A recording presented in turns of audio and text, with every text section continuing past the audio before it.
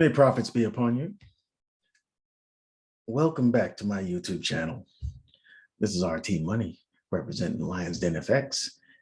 And I'm glad you took a couple of minutes to share the rest of your weekend with me, as little as it remains.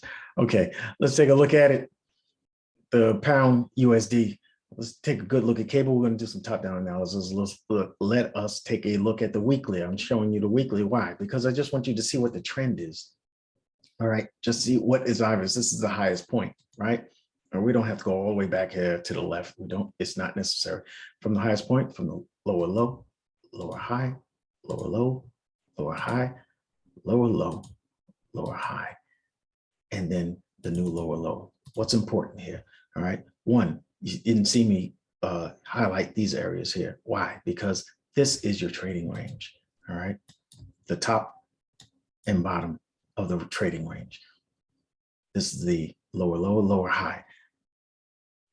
That is where you measure your trading range. And if anything that's happening in between here is kind of like noise, but it's not insignificant market structure. This is a very important area.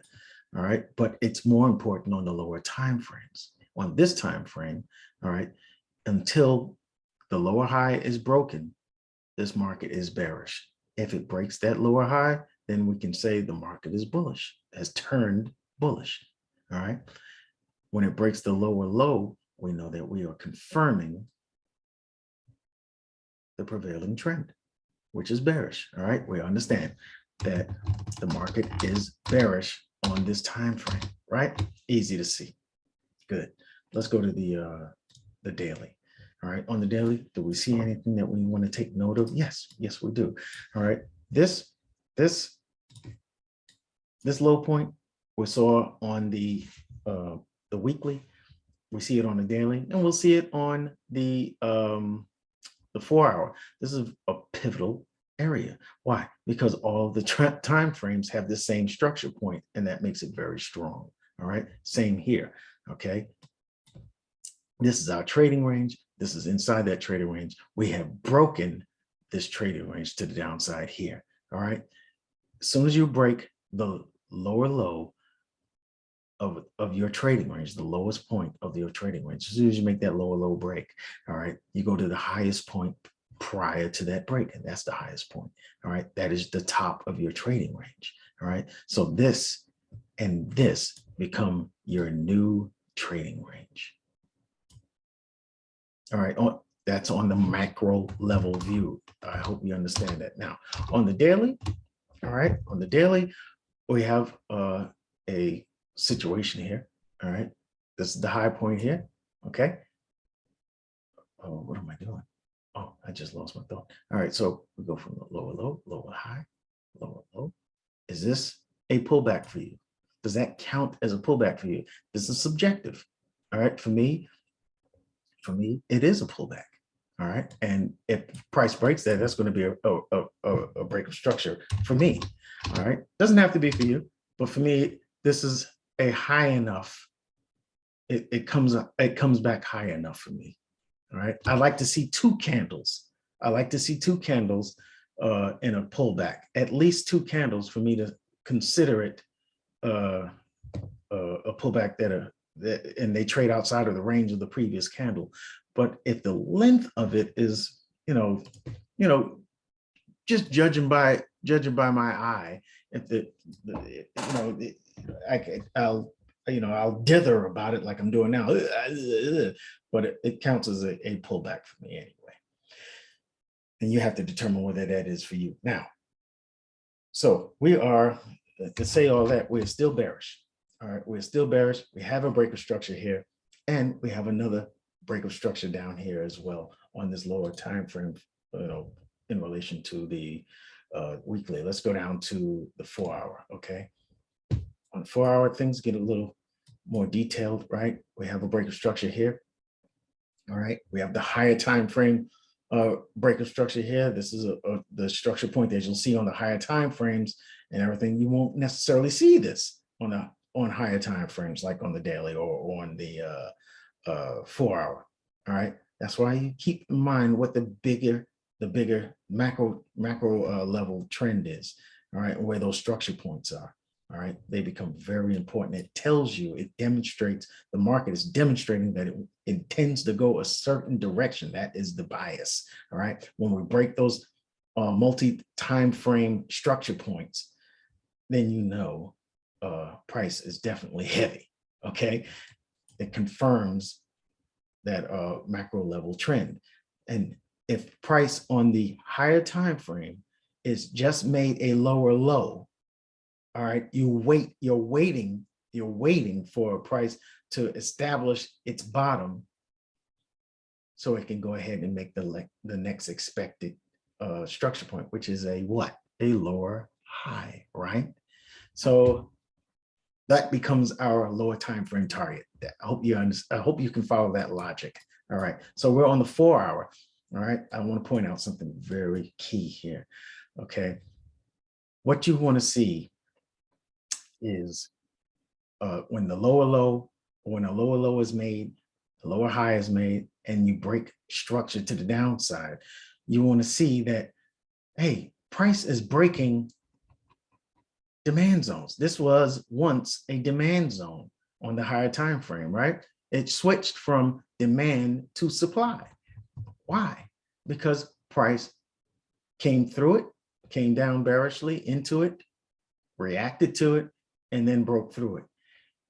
The reaction, the extreme of the reaction, the most recent reaction. This one was a reaction too. It came down here, came up here, then it came down into it further, jumped back, and then came down. This is the most recent, and this is the extreme. And what happens is when price breaks through and then comes back, it becomes tradable, and it's a high probability short.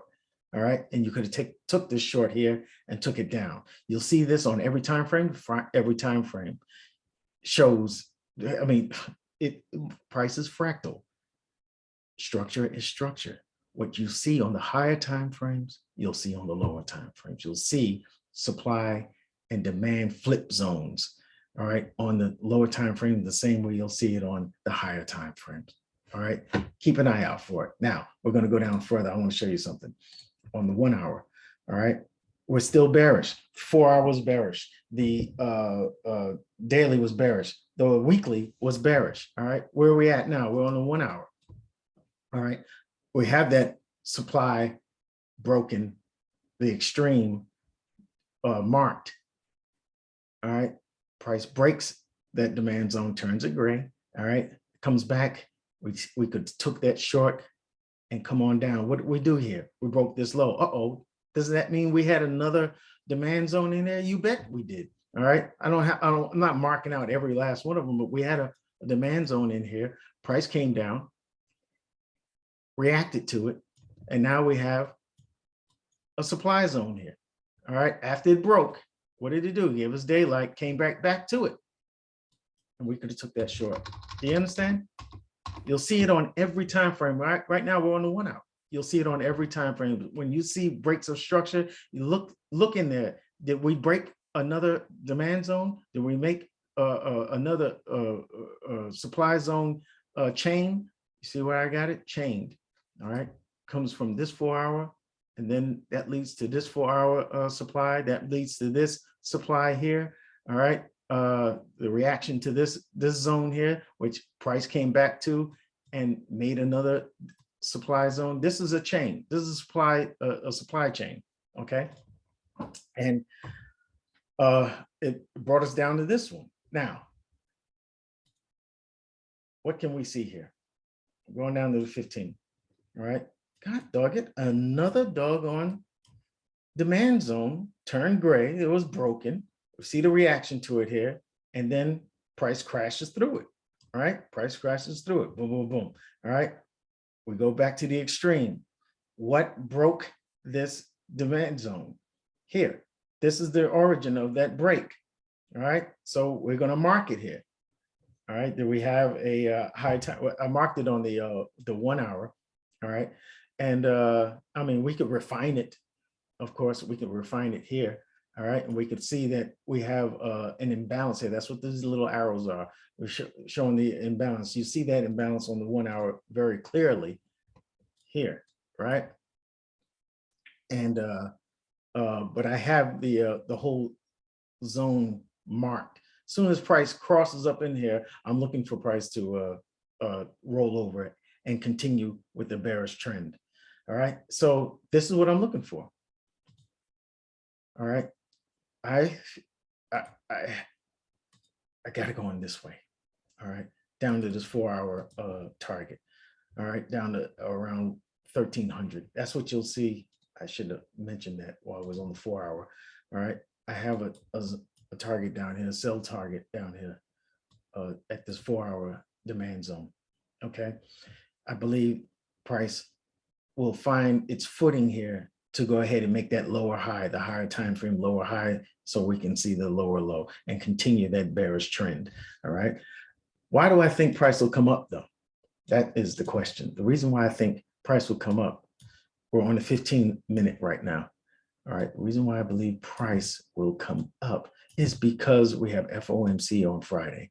And what tends to happen, typically, all right, what tends to happen is price up until Wednesday will probably find itself drifting up to get in a better position for institutions to get that discount to take shorts.